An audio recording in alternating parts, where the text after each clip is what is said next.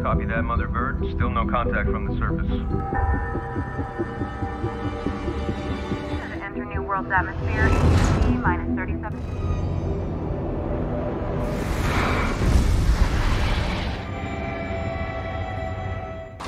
Come back.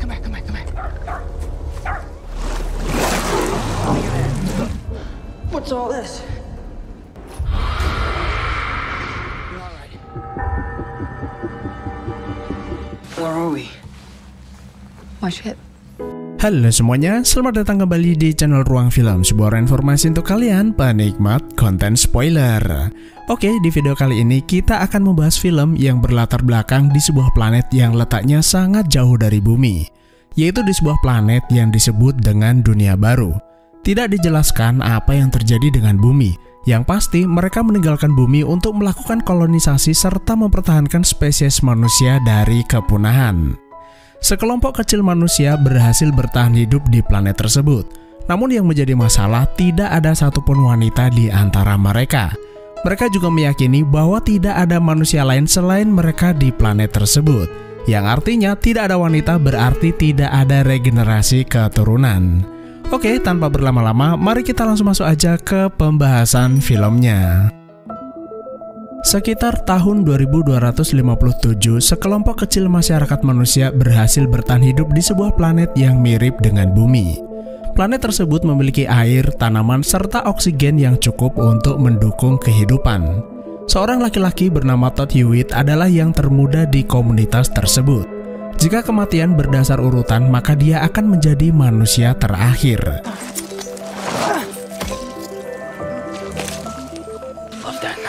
Sejak mendarat di planet tersebut, mereka mengalami hal misterius. Setiap orang mampu mengeluarkan isi pikiran dan didengarkan orang lain, baik disengaja ataupun tidak. Mereka menyebutnya dengan istilah noise, mirip-mirip dengan telepati, tapi suaranya tuh bisa didengar orang banyak.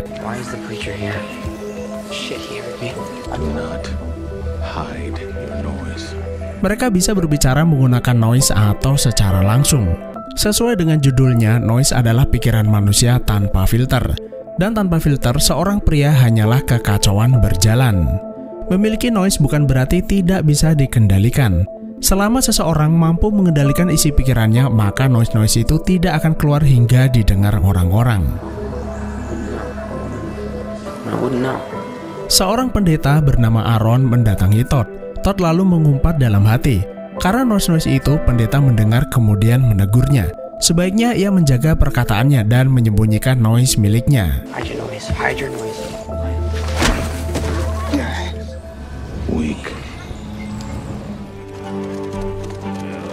Sampai di sebuah pemukiman yang mereka beri nama Francis Town, Todd didatangi seorang bernama Davy. Menurutnya, Davy ini adalah laki-laki nggak berguna dan hanya bisa menggertak. Mentang-mentang dia ini adalah anak dari wali kota yang bernama David. Nah, hebatnya, selain mengeluarkan isi pikirannya, noise yang dimiliki Todd bisa mengeluarkan ilusi untuk menakut-nakuti orang lain. Meski tidak akur dengan Davy, wali kota terlihat menyukainya. Bahkan, pisau yang ia gunakan sehari-hari adalah pemberian dari wali kota. Ia selalu mengingatkan bahwa Todd adalah laki-laki paling muda dan mungkin akan menjadi yang terakhir bertahan di planet ini. Sampai saat ini, Todd sendiri masih bertanya-tanya sebenarnya kemana perginya para wanita di planet ini. Apakah mereka tidak ikut, meninggal, atau sudah punah? Todd tinggal bersama kedua ayah angkatnya yang mengasuhnya sejak kecil. Mereka mengingatkan bahwa wali kota bukanlah orang yang baik, dan sebaiknya jangan terlalu dekat dengan kelompok mereka. Mayor's not your friend, son. Yeah, good. Busy. Control your noise. We all that's left. Scout ship A, prepare to enter New World's atmosphere. Sementara itu di luar angkasa terlihat sebuah lander keluar dari kapal induk raksasa. Ada 3 orang kru di dalam kapsul yang hendak mendarat dan salah satunya adalah wanita. Mereka adalah tim dari gelombang kedua program kolonisasi umat manusia di planet tersebut. Hal tersebut juga membuktikan bahwa wanita belumlah punah. Setelah memasuki atmosfer, sesuatu terjadi. Setiap lelaki di dalam kapsul tersebut mengeluarkan noise di kepalanya. Mereka mengira terjadi kebakaran. Situasi menjadi panik yang membuat kapsul bergerak bebas dan akhirnya mendarat dengan keras. Saat Todd sedang membantu ayahnya berkebun, tiba-tiba ia melihat ada seorang maling keluar dari dalam rumah. Todd mengejarnya, lalu sampailah mereka ke reruntuhan kapsul pendarat miliknya. Hello? Somebody was flying it. Spaceship. Where'd it come from? Setelah itu, Todd kembali ke desa untuk melaporkan temuannya kepada wali kota.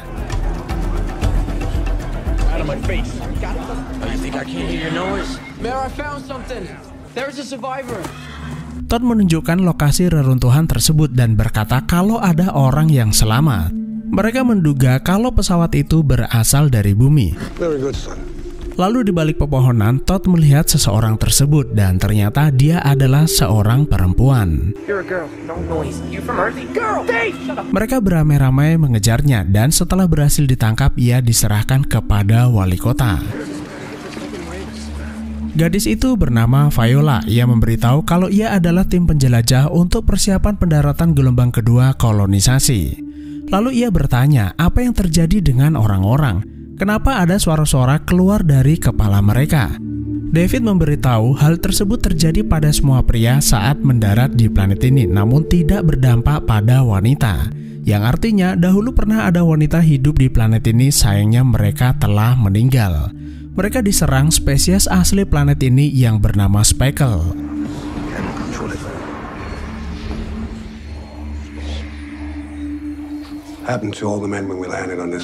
Alasan utama Viola datang bersama timnya adalah untuk melakukan penelitian kembali. Sejak kehilangan kontak dengan gelombang pertama, mereka khawatir apakah planet ini masih layak untuk dihuni. Armada mereka adalah yang terbesar dan membawa 4.000 manusia. Wali kota kemudian keluar untuk menenangkan warga yang mulai ribut, lalu meminta Davy menjaga gadis itu agar tidak kabur kemana-mana. Davy kemudian membongkar isi tas milik Viola karena penasaran seperti apa barang bawaan seorang wanita. Tanpa sengaja ia mengambil sebuah senjata, menyalakannya, kemudian menembakkannya.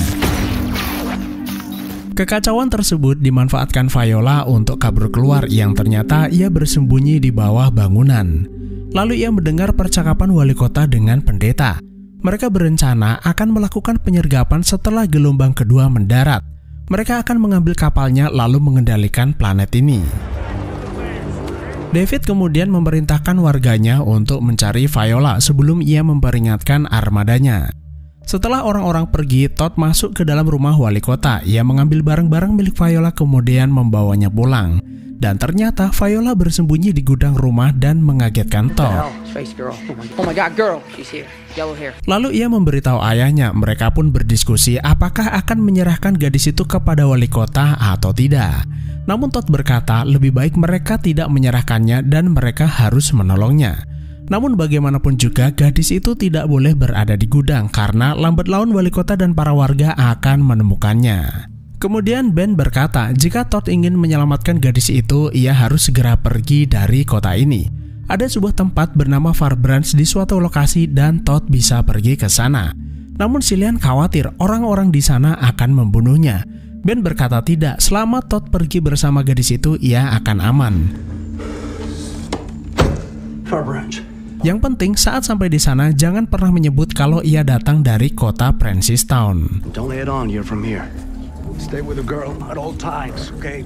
Nah, sialnya sebelum Todd sempat pergi, wali kota dan para warga mendatangi mereka. Mereka ingin memeriksa di dalam rumah apakah gadis itu bersembunyi di sini.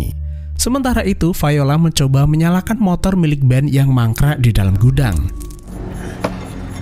Saat warga membuka pintu gudang, Viola kabur dengan motor tersebut.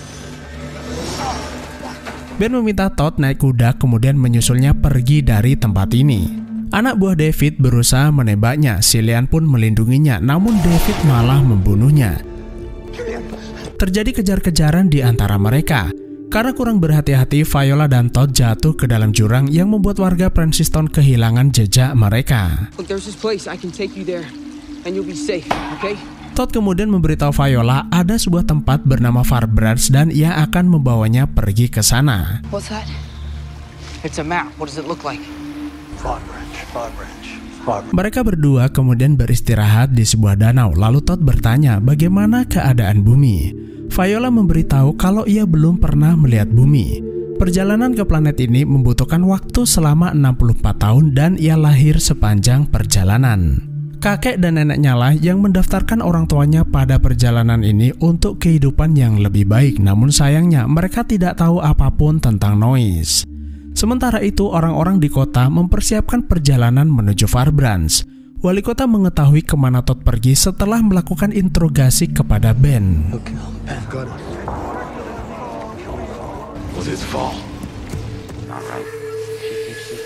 Sepanjang perjalanan, Todd kadang tidak mampu menyembunyikan Noise-nya yang memperlihatkan ketertarikannya kepada Viola.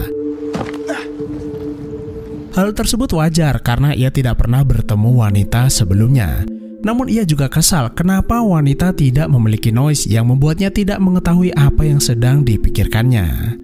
Lalu di kejauhan, Todd menunjukkan sekumpulan Noise berwarna-warni. Noise tersebut adalah milik spesies asli bernama Speckle.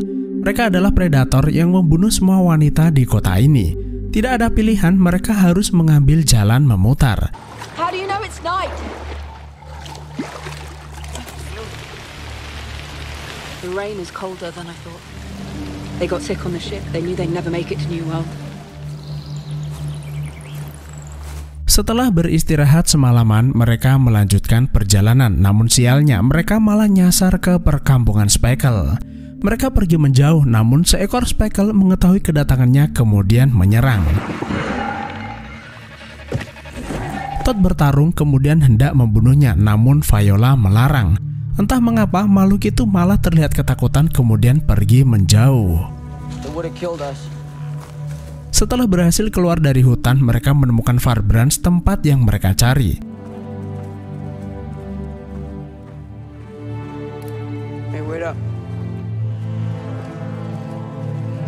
Mereka mendatangi pemukiman dan terlihat banyak orang di sana termasuk wanita dan anak-anak.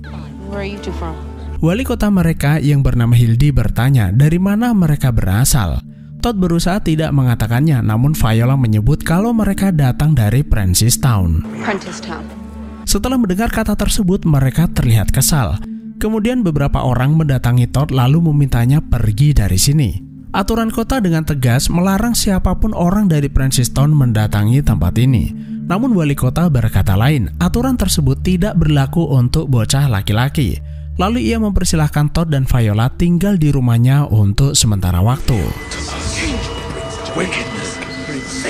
Di lain tempat, David dan para warga sedang beristirahat di tengah perjalanan. Lalu mereka mendengar Noise milik pendeta berbunyi dengan keras. David mendatanginya lalu memintanya agar ia mengendalikan Noise miliknya. Pendeta berkata bahwa apa yang dilakukannya selama ini adalah kesalahan dan hari penghakiman pasti akan tiba untuknya.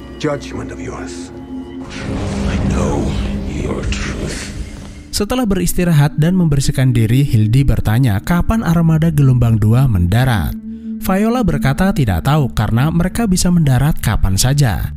Namun jika tidak segera mendapat komunikasi dari dirinya, mereka bisa saja pergi ke sistem bintang lainnya. Hildy memberitahu bahwa mereka tidak memiliki alat komunikasi.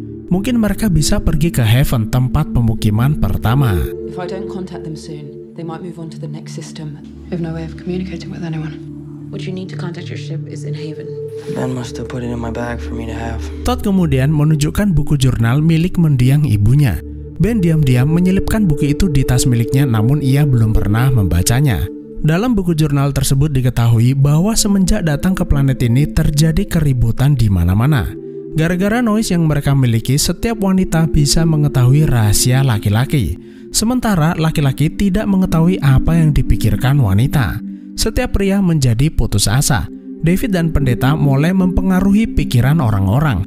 Wanita mulai dikurung dan dibatasi pergerakannya. If things go wrong, you keep searching for hope. The circle is me. The men killed the women. Todd kemudian menyadari sesuatu, meninggalnya para wanita bukan disebabkan serangan Speckle, melainkan dibunuh para pria. Jadi apa yang dikatakan ayahnya selama ini benar, bahwa wali kota adalah orang yang jahat. Lalu dari kejauhan, warga Farbranch melihat sekumpulan Noise bergerak mendekati kota. Alarm berbunyi, mereka bersiap menghadapi serangan yang ternyata adalah David dan warga Prentice Town. Mereka meminta Hildy menyerahkan Todd dan Viola, jika tidak mereka akan membunuh mereka satu persatu. We now have a common enemy. You're a liar! Mendengar kedatangan mereka, Todd dan Viola bergegas meninggalkan tempat ini. Namun di luar, pendeta menghadang mereka. Todd dan Viola bersembunyi di dalam gudang, namun sayang wali kota dan anak buahnya berhasil mengepung. Lalu David meminta Ben masuk ke dalam, membujuk agar Todd dan Viola mau menyerahkan diri. Setelah bertemu dengan sang ayah, Todd bertanya. Sebelumnya ia membaca buku catatan bahwa wali kota adalah penyebab kekacauan. Sang ayah pun memberitahu bahwa ia sengaja merahasiakannya demi keselamatannya. Seperti apa yang akan ia lakukan saat ini? Ben akan melindungi Todd agar ia bisa pergi menyelamatkan diri sementara ia akan menghadapi wali kota. Sama seperti Todd, Ben juga memiliki kemampuan mengeluarkan ilusi objek. Ia keluar bersama Viola, padahal Viola yang asli dan Todd kabur ke dalam hutan.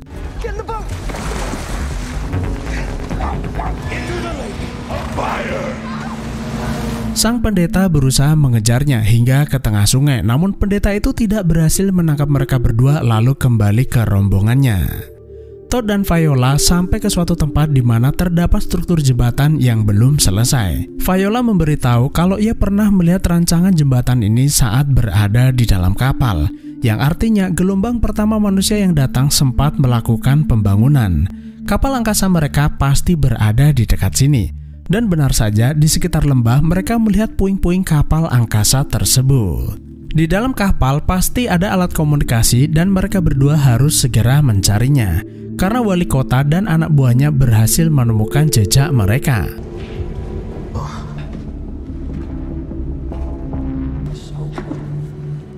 Kapal angkasa itu sangatlah besar, namun Viola ingat mereka harus pergi kemana karena kapal itu mirip dengan kapal angkasa miliknya. Setelah menemukannya, alat komunikasi itu malah tidak berfungsi karena kabel antenanya terlepas. Tidak ada pilihan, mereka berdua harus kembali ke atas untuk menyambungnya. Sementara itu dari kejauhan, wali kota melihat mereka berdua lalu meminta anak buahnya mengepung kapal. Sampai di atas, Todd langsung menghubungkan kabel antena yang membuat alat komunikasi berfungsi kembali. Sialnya, Aaron berhasil menemukan Viola. Untungnya, Viola membawa senjata lalu membakarnya. Viola pun bergegas menghubungi kapal angkasanya untuk datang menolong mereka. Sementara itu di luar, David memanggil-manggil Todd agar mau menyerahkan diri, jika tidak ia akan menembak Ben. Namun meski Todd telah menyerahkan diri, wali kota Sinting itu tetap menembak ayahnya. Singkat cerita, terjadilah adu mekanik di antara Todd dan wali kota. Bocah itu tentu saja tidak cukup kuat melawan dan terluka parah. Look at what you did to me.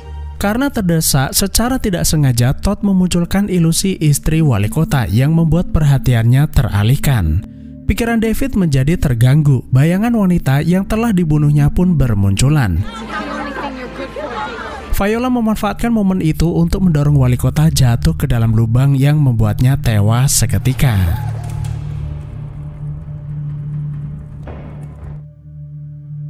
Sesaat kemudian, kapal angkasa gelombang kedua mendarat yang membuat warga Francistown kabur melarikan diri. Segera, Todd mendapat perawatan di dalam kapal angkasa. I'm alive. How am I alive?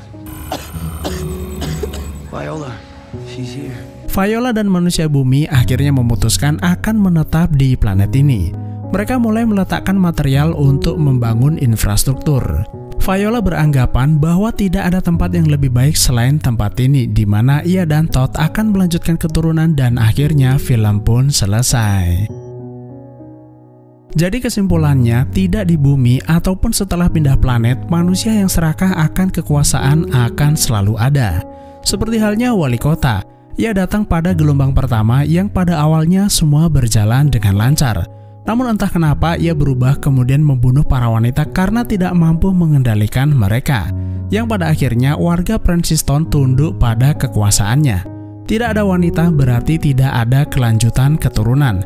Namun siapa sangka orang-orang yang berhasil kabur dari kekejaman David bertahan hidup dan melanjutkan keturunan di Farbranch. Kedatangan Viola tentu saja membuat wali kota resah. Ia beranggapan gelombang kedua bisa mengancam kekuasaannya. Padahal tujuan manusia mencari planet baru adalah menemukan tempat tinggal yang layak, bukan untuk bertikai. Maka dari itu, wali kota berniat membunuh Viola agar tidak menghubungi kapal angkasanya. Itulah alur film Chaos Walking. Terima kasih udah menonton, sehat selalu buat kalian dan sampai jumpa di next video.